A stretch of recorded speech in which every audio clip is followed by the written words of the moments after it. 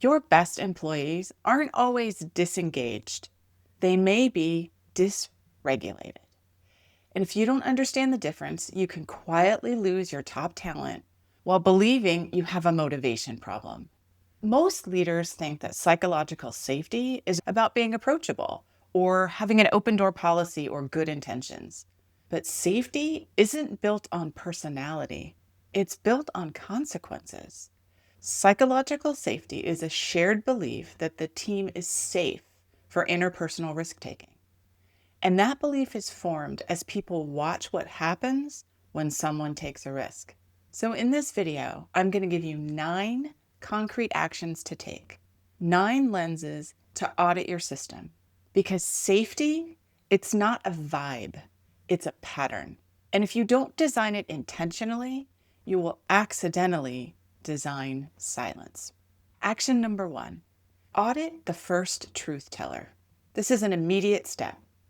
Identify who's the last person on your team who delivered bad news or admitted a mistake or challenged a decision in a meeting. Now, what happened next? Did the tone shift? Did their influence subtly decrease? Did their performance reviews become colder? Were they excluded from future conversations? Or did someone thank them and protect them? This is your walk-away takeaway. Safety is revealed by consequences, not by your intentions. Leaders often say, "My door is always open." But employees are not listening to just your words. They're studying outcomes. And that brings us to the deeper pattern. Safety, it's created by protection, not by personality.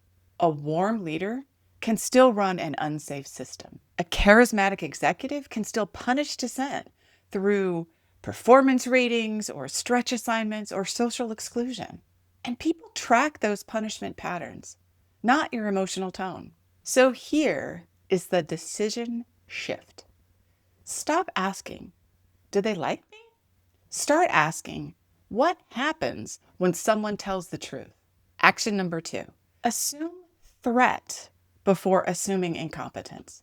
When people perceive danger, their brain power gets reallocated.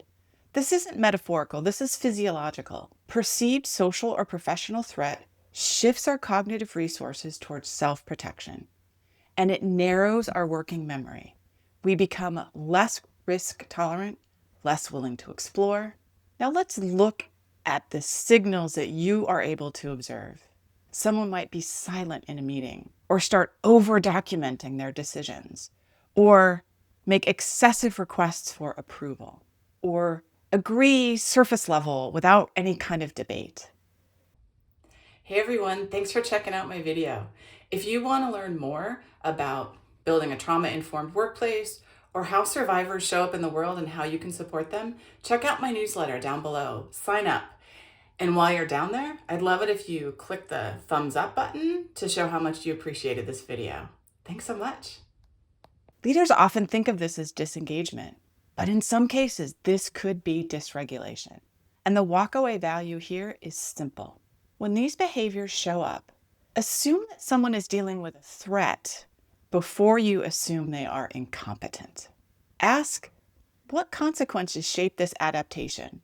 Action number 3, stop trying to instruct trust into existence. Trust and cooperation are outputs. They are not behaviors that you can command. You cannot tell people to collaborate. You cannot demand psychological safety. You cannot mandate openness. People trust you when there's mutual protection and it's credible. When I believe that if I take a risk, you're not going to use it against me later. Application of this is straightforward, but it can be uncomfortable. Change the conditions first. Clarify how you handle dissent, define how you evaluate mistakes, and protect those who raise concerns. When you change the conditions, the behavior will follow. Action number 4, embed justice into compassion. Compassionate leadership fails if you're not fair. Inconsistent grace destroys trust. If you show empathy in one situation and punishment in a similar one, people are going to perceive that you're playing favorites. And favor-based empathy is a recipe for building distrust, even if your intentions are pure. Here's the higher stakes implication. Inconsistent compassion erodes fairness faster than being coldly consistent. Compassion must be procedural to scale.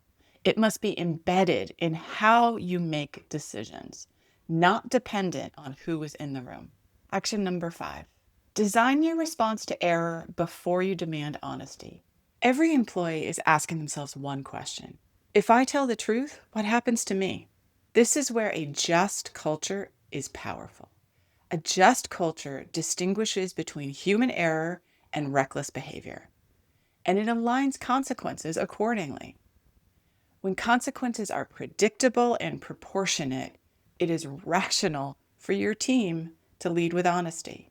When consequences are arbitrary, it is rational for your team to be silent.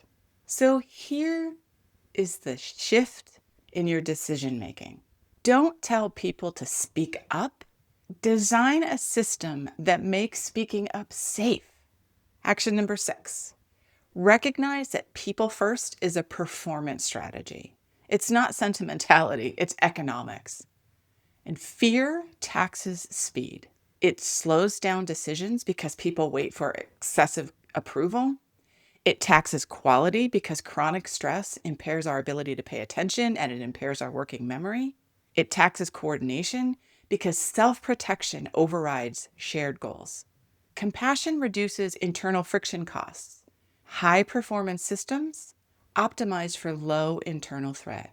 If your team moves slowly, double-check whether fear is the hidden tax. Action number 7. Treat layoffs as a variable in long-term memory. Layoffs may be financially necessary, but they collapse the memory of safety. Even justified workforce reductions rewire people to believe silence may be their best choice. Employees who remain after a layoff often report reduced levels of trust and a decreased willingness to take risk. Eroding safety happens very quickly. Rebuilding it is a slow process. So upgrade your lens. Short-term savings must be weighed against the long-term implications to safety. If you cut without transparent sacrifice or shared accountability, you're not only reducing headcount, you're reshaping how honest your team will be with you. Action number 8. Reverse the direction of sacrifice. In every organization, people are watching one thing. Who pays when you miss your goals, when you miss your revenue targets? Do consequences fall primarily on lower power employees? Or do leaders absorb the risk first? When leaders go first, when they admit their mistakes first, when they share in the sacrifice first, that increases the perception of fairness. And when you increase the perception of fairness, people know they have a voice. This is a leadership reversal. You legitimize authority with visible accountability. Action number 9. Reframe power across your entire system. Psychological safety is not a soft initiative. It's a structural design choice about incentives, protection, and authority. Power to protect truth tellers and hold authority accountable, your teams will be honest with you. This reframes everything. Performance reviews, promotion criteria, meeting dynamics, escalation channels. Every one of these systems either protects honesty or penalizes it. Now, step back. If your best employee has gone quiet, if your once proactive manager now over-documents every decision, if your meetings are filled with what you know is surface agreement, don't start with motivational speeches. Start with consequences, with patterns. Start with the last person who told the truth. Your best employees don't disengage from meaningful work. They disengage from environments where the cost of caring feels unsafe. The real diagnostic question is not, do my employees trust me? It is, what typically happens when someone tells the truth here? If the answer includes dismissal or retaliation or isolation or subtle career damage, silence is not a mystery. It's an adaptation. And the solution is not to be more charismatic, it's better design.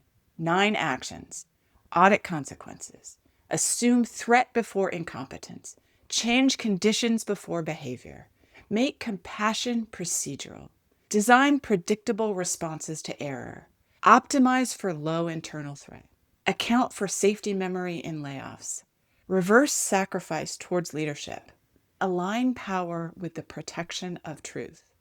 Do that consistently, and you won't just improve morale, you'll increase speed, quality, adaptability. Because when it is safe to be honest, intelligence stays online. And when intelligence stays online, performance follows.